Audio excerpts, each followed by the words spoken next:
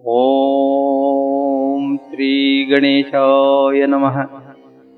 ఘటికాచల అనుమత్ స్తోత్రం శంఖచక్రధరం దేవం ఘటికాచలవాసినం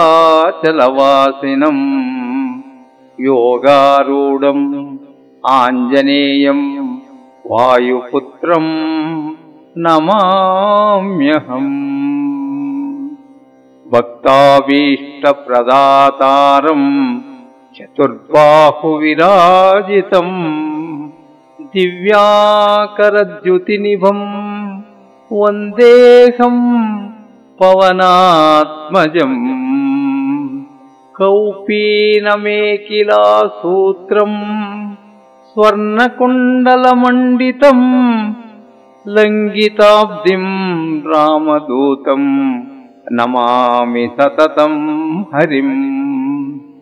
దైత్యానాం నాశనార్థాయ మహాకాయధరం విభుం గదాధరకరోయస్థం వందేహం మారుతాత్మజం.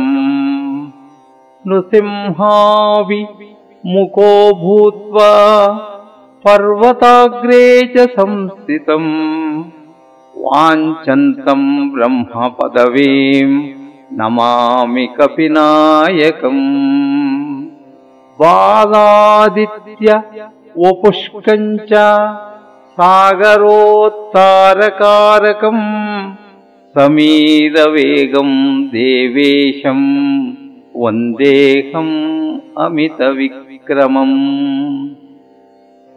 పద్మరాగారుణ మణిశోభితం కామరూపిణిం పారిజాతతరుస్తం చ వందేహం వనచారిణం. రామదూత నమస్తుభ్యం పాదపద్మార్చనం సదా దేహి మే వాంఛితఫలం పుత్రపౌత్ర ప్రవర్ధనం.